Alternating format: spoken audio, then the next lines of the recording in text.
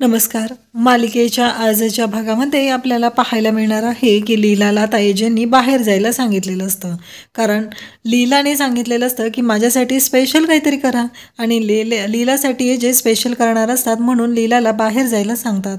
लीला आता पर्स घेऊन निघत असते. म्हणते मी रेवूकडे तर चालले, पण रेवू घरी आहे का? कारण तिच्यासाठी हे सरप्राईज आहे असा विचार लीलाने केलेला असतो. आणि मग लीला म्हणते की आता मावशीला फोन करते, कारण रेवूला सरप्राईज द्यायचा आहे आणि रेवूला कसं विचारू असं म्हणत लीला ही कालिंदीला कॉल करू लागते. कालिंदीला ती कॉल करते तेव्हा कालिंदी म्हणते काय झालं, बोल पटपट. तेव्हा लीला म्हणते की रेवू आहे का घरी? तेव्हा कालिंदी म्हणते हे विचारायला फोन केलायस, मग तिलाच कर ना फोन. तेव्हा लीला म्हणते अगं तसं नाही आहे मावशाई, मला तिला ना सरप्राईज द्यायचं आहे त्यासाठी फोन केलेला आहे. तेव्हा कालिंदी म्हणते काय झालं, काय सरप्राईज, कसलं सरप्राईज सांगा ती मला. तेव्हा लीला म्हणते अगं आल्यावर सांगते ना, मी यायला लागले ना तिकडं. तेव्हा कालिंदी म्हणत असते नाही, मला आत्ताच्या आत्ता कळलं पाहिजे असं म्हणत कालिंदी लीलाच्याच मागे लागते. लीला म्हणते आजींनी रेवूला काहीतरी द्यायला दिलेलं आहे, ते घेऊन यायचं आहे. तेव्हा कालिंदी म्हणते ठीक आहे, आता रेवू आहे घरी हे ती सांगते. तेव्हा लीला म्हणते की आजींनी आता लग्न फायनल झालं आहे ना यश आणि रेवूचं, म्हणून तिच्यासाठी शकून दिलेला आहे, तो घेऊन मी येत आहे. इकडे ईश्वरू गाडीवर निघालेला असतो आणि तेवढ्यातच त्याला एजंटचा कॉल आलेला असतो. एजंटना आता अशी भन्नाट आयडिया हवी असते ज्याने लीला खुश होईल. त्यासाठी एजंटनी ईश्वरीला फोन केलेला असतो आणि त्याला लगेच घरी बोलवलेलं असतं. इकडे लीला आता रेवतीकडे येते. आल्या आल्या रेवतीला घट्ट मिठी मारते आणि म्हणत असते काय चाललंय रेवू. रेवू म्हणत असते की थांब जरा, मी कामात आहे.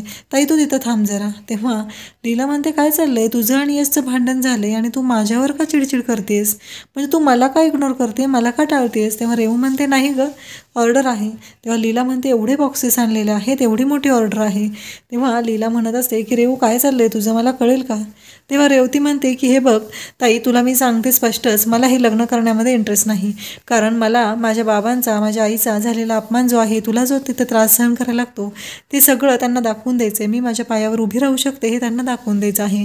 लीला बाबांकडे येते. बाबा म्हणतात की यावेळेस मी रेवतीच्या सोबत आहे. मागच्या वेळेस तुझ्याच लग्नाच्या वेळेस मी काहीच करू शकलो नाही, पण मला माझ्या मुलीच्या सुखाचा विचार करायचा आहे. तर लीला आजींनी दिलेल्या ज्या बांगड्या असतात ते बाबांना दाखवत असते आणि सांगत असते. तेव्हा बाबा ते बांगड्या हातात घेतात आणि म्हणू लागतात की हे बघ लीला, कसं आहे माहिती आहे का, तुमच्याकडे सगळे खूप श्रीमंत आहेत, तुम्ही जहागीरदार आहात, हे सगळं मला माहिती आहे. परंतु तुमच्या घरामध्ये तुला सासू म्हणून मान मिळतो, सून म्हणून मान मिळतो, पण बायको म्हणून काय, नवऱ्याचं प्रेम मिळतं का. तेव्हा लीला म्हणते आहे ना, एजंटचं माझ्यावरती प्रेम आहे. तेव्हा बाबा म्हणतात की हे बघ लीला, आम्हाला सगळ्यांना माहिती आहे ते बायको म्हणून तुझ्यावरती प्रेम करत नाही, ते फक्त तुझी काळजी घेतात. इकडे ईश्वरू आता घरी आलेला असतो आणि एजे सांगतात. तेव्हा ईश्वरू म्हणत असतो की अहो एजे, मग तुम्ही लीला बहिणींवर एवढं प्रेम करता ना, मग डायरेक्ट म्हणून टाका ना आय लव्ह यू, कशाला एवढा विचार करताय. ईश्वरूला एजे म्हणतात मी काय सांगितले. मग ईश्वरी आयडिया देऊ लागतो. तो म्हणू लागतो की नारळ पाणी घ्या आणि मग नारळ पाणी घेतलेला तो सीन सुरू होतो. नारळ पाणी घेतलं जातं. एजे नारळ पाणी घेऊन लीलाला देतात. त्यामध्ये एक स्ट्रॉ असते. मग नारळवाला ईश्वरच बनलेला असतो. तो म्हणतो की कसं आहे, नारळ जर एकमेकांनी वाटून खाल्ला तर त्यातलं प्रेम वाढतं, अजून एक स्ट्रॉ घ्या असं म्हणत एजंटना स्ट्रॉ दिली जाते आणि ती स्ट्रॉ त्या एकाच नारळामध्ये टाकायची असते आणि दोघांनी एकत्र नारळ पाणी प्यायचं असतं. तेव्हा लीला ती स्ट्रॉ फेकून देते आणि मग एजे लीलाच्या मागे मागे जाऊ लागतात, सॉरी सॉरी म्हणू लागतात. पण लीला मात्र ऐकायला तयार नसते आणि शेवटी तो नारळ एजंटच्या हातात ठेवते आणि तिथून निघून जाते. एजे मग तो नारळ इकडे ईश्वरूला फेकून मारतात. त्यानंतर एजे म्हणतात नाही नाही, हे पॉसिबलच नाही आहे. त्यानंतर आता ईश्वरू विचार करू लागतो, आता पुढे काय करायचं, आता पुढे कोणती आयडिया काढायची आहे, हा प्रश्न एजे आणि ईश्वरू दोघांनाही पडलेला असतो. त्याचवेळी इकडे लीला बाबांना समजवत असते, आजींनी एवढ्या प्रेमाने हे कंगन पाठवलेले आहेत आणि तुम्ही म्हणताय की नाही, आणि इकडे आपली रेवू पण ते स्वीकारायला तयार नाही. तेव्हा बाबा म्हणतात की हे बघ लीला, माझ्या मुलींच्या सुखासाठी मी काहीही करायला तयार आहे, माझ्या मुली सुखात राहिल्या पाहिजेत हे तर मला वाटतंच ना. आणि त्याचबरोबर बाबा म्हणत असतात की नाही, ह्यावेळेस मी रेवतीसोबत आहे, कसे तुझ्या वेळेस मला काही करता आलेलं नाही, परंतु यावेळेस मी रेवतीची बाजू घेणार आहे आणि त्याचबरोबर तिच्या पाठीशी उभा राहणार आहे. तिचा जो निर्णय असेल तो मला मान्य आहे. तिला जर वाटत असेल की तिचा आत्मसन्मान तिला मिळाला पाहिजे, कारण ज्या घरामध्ये माझ्या रेवतीला कधी सुनेचा मान मिळणार नाही, तिला तिचा नेहमी अपमान केला जाईल, त्या घरामध्ये मी माझ्या रेवूचं लग्न का करून देऊ, हे बाबाही बोलत असतात. रेवतीलाही ते म्हणणं पटत असतं आणि रेवती म्हणते की हे बघ, आत्ताच मी ते लग्न करायला तयार नाही, मला आधी स्वतः सेटल व्हायचं आहे. माझ्या आईबाबांचा जो अपमान झालेला आहे त्यांना दाखवून सोडून द्यायचं आहे, कारण दुर्गा मॅडमना तर असं वाटत असतं की मी हे लग्न पैशासाठी करत आहे, त्यांच्या भावाला मी पैशासाठी गुंडाळलेलं आहे. तेव्हा लीला म्हणते की तसं नाही आहे, एजे किती चांगले आहेत, आजींनी हे स्वतःहून दिलेलं आहे. पण बाबा मात्र ऐकायलाच तयार नसतात. तेव्हा लीला म्हणत असते की बाबा प्लीज एकदा ऐकून घ्या. पण बाबा ऐकायलाच तयार नसतात. ते म्हणतात की रेवूचा जो निर्णय आहे तो मला मान्य आहे. लीलाने एवढं समजून पण रेवूही ऐकायला तयार नसते. आणि त्याचबरोबर लीला म्हणत असते की हे घे. रेवू म्हणते की नाही ताई, मला ते नको आहे, तू घेऊन जा परत. आणि रेवू म्हणते की मी चालले, मला ऑर्डर द्यायची आहे, मला भरपूर कामं आहे, असं म्हणत रेवू तिथून निघून जाते. लीलाला मात्र वाईट वाटलेलं असतं. इकडे एजे आणि ईश्वरू दोघंही आता वेगवेगळ्या आयडिया ट्राय करत असतात. तेव्हा ईश्वरू सांगतो की माझ्या डोक्यात आणखी एक आयडिया आहे.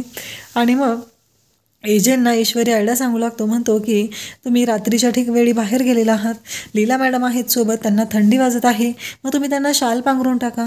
मग हे सगळं तो बोलत असतो. एजेंना ते आठवत असतं, समोर दिसत असतं. लीला मात्र ऐकायला तयार नसते. लीला एजेंना झिडकारत असते. एजे म्हणत असतात की काय ईश्वरू, कसल्या तो आयडिया देतोस रे. ईश्वरू मात्र सांगत असतो आणि एजे त्या पद्धतीने वागत असतात. लीला मात्र तयारच नसते. तिला ते गोष्ट आवडलेलीच नसते. तिथेच एक व्यक्ती बसलेला असतो. तो तिथे फायरच्या शेजारी बसलेला असतो आणि एजेंना तो म्हणत असतो की केवढी थंडी आहे. आणि मग एजे लीलाच्या अंगावरती शाल टाकण्याचा प्रयत्न करत असतात. आणि तो बसलेला व्यक्ती म्हणजे दुसरा तिसरा कोणी नसून तो असतो, तो म्हणजे ईश्वरूच हे सगळं करत असतो. त्यानंतर आपल्याला पाहायला मिळतं की एजेंनी दिलेली जी शाल आहे ती लीला नाकारते आणि त्याचबरोबर तिथून निघून जाते. एजे मग ती शाल ईश्वरूकडे फेकून देतात आणि तेही लीलाच्या पाठीमागे निघून जातात. एजे म्हणतात की नाही, ही पण ना घटिया आयडिया आहे. तेव्हा ईश्वरू म्हणतो की आता काय करायचं. एजे म्हणतात आता मी जे करतोय ते कर, सांगतोय ते कर, जा तू आणायला. ईश्वरू माघार येतो आणि म्हणतो काय नाही आहे. मग एजे त्याला सांगतात. इकडे लीला घरी आलेली असते. आल्या आल्या ते कंगन जे आहे ते आजींना द्यायला जाते. आजींना म्हणते की आजी सॉरी, रेवूने ते कंगन स्वीकारले नाही आहेत. त्यावेळेस आजी म्हणतात काय झालं आहे. लीला मी तुला विचारणार नाही, कारण तेवढंच कारण नाही, आणखी काहीतरी मोठी कारणं आहेत. यश आणि रेवूचं भांडण झाले म्हणून रेवू मी दिलेल्या शकून ती स्वीकारणार नाही असं कधी होऊ शकत नाही. मी तुला त्या अडचणीत पाडणारही नाही की मला नाव जाणून घ्यायचं आहे, पण एवढंच मी तुला ओळखते की तिथं घरी जे काही झालेलं आहे ते तुला माहिती आहे आणि तुला ते मला सांगायचं नाही, कारण सासरच्या माणसांची मनं दुखवायची नाहीत. हे आजी लीलाला बोलत असतात. लीलाची त्या समजूत घालत असतात. परंतु लीला पण शांतपणे आजींचं बोलणं ऐकत असते, कारण एवढं सगळं झालेलं होतं. एवढे छान कंगण आजींनी पाठवले होते, पण ते रेवतीने घेतलेले नसतात. आजींना वाईट वाटलेलं असतं, पण आजी म्हणत असतात ठीक आहे, तू तुझ्या परीने प्रयत्न केले, पण मला एवढंही माहिती आहे की रेवती तेवढीच स्वाभिमानी आहे जेवढी तू आहेस. त्यामुळं मला नक्की खात्री आहे की या सगळ्या गोष्टी जरी अशा पद्धतीनं घडलेल्या असल्या तरी त्या लवकरच ठीक होतील आणि मी अभिरामला तिच्याशी बोलायला लावते, असं आजी बोलत असतात. मग सगळे प्रॉब्लेम सॉल्व्ह होतील, काळजी करू नको, असा आजी लीलाला आधार देतात. त्यानंतर लीलाला म्हणतात की नक्की काय चाललं तुझं आणि अभिरामचं. तेव्हा लीला म्हणते नाही तसं काही नाही. आजी म्हणतात तू नाही सांगितलं तरी मला माहिती आहे. मग लीला आता रूममध्ये जायला निघते आणि लीला रूममध्ये गेल्यानंतर एजे दरवाजा उघडतात आणि दरवाजा उघडल्या एजे लीलाच्या समोर व्हाईट रोजेसचा बुके घेऊन उभे असतात. आणि मग लीला तो बुके हातात घेते आणि त्याचबरोबर एजेंना म्हणते ही फुलं माझ्यासाठी आणलेत. तेव्हा एजे म्हणतात की हो सॉरी, कारण मी तुझ्यावरती उगीच चिडलो, एवढा पॅनिक व्हायची गरज नव्हती. तेव्हा मात्र लीला म्हणत असते म्हणजे. तेव्हा एजे सांगू लागतात की हो मी खूप पॅनिक झालो त्यासाठी सॉरी. तेव्हा लीला म्हणते कसं माहिती आहे का, पांढरा रंग हा शांततेचं प्रतीक आहे आणि तुमच्या मनाला शांततेची खूप गरज आहे. खरं तर असा बुके किंवा अशी पांढरी फुलं मी तुम्हाला द्यायला पाहिजेत, पण तुम्हाला सांगू का मला हा बुके खूप आवडलेला आहे. आजपर्यंत एवढी सुंदर फुलं मला कोणीच दिली नव्हती. त्यानंतर लीला पुढे जाते. बेडवरती तिला पिंक रोजेसचा बुके मिळतो. तो बुके ती उचलून हातात घेते, पुन्हा खुश होते. त्यानंतर एजे पाहत असतात. लीलाला मात्र खूप आनंद झालेला असतो. एजेही पाहत असतात. लीला म्हणत असते केवढा सुंदर आहे हा. आणि त्याचबरोबर लीला आणखी पुढे जाते तर सोफ्यावरती तिला रेड रोजेसचा बुके मिळतो आणि लीला पुन्हाच खुश होते. तिच्या चेहऱ्यावर तो आनंद खुललेला असतो. लीला म्हणत असते एजे हे सगळं माझ्यासाठी आहे. एजे म्हणत असतात हां. आणि पुन्हा त्यांना आठवतं की हे बुके इथं कसे आले, कारण ईश्वरूने 3 बुके आणले होते, त्यातून एजेंनी व्हाईट रोजेसचा बुके सिलेक्ट केलेला असतो. आणि मग ईश्वरू म्हणत असतो की हे जर 2 बुके घेऊन मी बाहेर गेलो तर लोकांचा गैरसमज होईल. पिंक रोजेसचा बुके बघून असं वाटेल की तुम्ही लीला वहिनींच्या प्रेमात अखंड बुडालेले आहात. रेड रोजेसचा बुके बघून असं वाटेल की तुम्ही लीला वहिनींच्या प्रेमात पडलेले आहात. मग ते तिथेच बुके ठेवून जातो लीला म्हणत असते की मला माहिती आहे हे सगळं तुम्ही माझ्यासाठीच केलेलं आहे. आणि लीला एजेंना हे सर्व सांगू लागते. एजे लीलाकडे पाहत असतात. लीला म्हणत असते मला ना खूप आवडलं हे सरप्राईज तुम्ही दिलेलं. खरंच म्हणजे मी विचारच करू शकत नाही एवढं सुंदर आहे हे. मला खूप आवडलेत ही फुलं असं लीला एजेंना सांगत असते. कारण ते बुके एवढे सुंदर असतात. लीला म्हणत असते की आजपर्यंत मी असे बुके कधीच पाहिलेले नव्हते. आणि फायनली एजेने ते बुके दिल्यामुळं लीलाला खूप आनंद झालेला असतो. त्याचबरोबर एजेही तेवढेच खुश झालेले असतात. आणि एजे लीलाकडे पाहत असतात. आणि त्याचबरोबर एजे तो गालातल्या गालात हसत असतात आणि लीलाची माफी मागत असतात. लीला म्हणत असते काय आहे. एजे एवढे खुश झालेले आहेत. पुन्हा ते एजे बुके उचलतात आणि तो बुके लीलाच्या हातात देतात आणि लीलाकडे पाहत असतात. एजेंच्या चेहऱ्यावरती तो आनंद दिसत असतो. त्यानंतर आपल्याला पाहायला मिळतं की लीला सगळे बुके घेते आणि खुश झालेली असते. तर 5 तारखेच्या भागामध्ये आपल्याला पाहायला मिळणार आहे की दुर्गाने आता गेस्ट लिस्ट तयार केलेली असते. ती म्हणजे आता 31 न्यू इयरची पार्टी जहागीरदारांच्या घरी होणार असते आणि त्या पार्टीसाठी तिने गेस्ट लिस्ट तयार केलेली असते.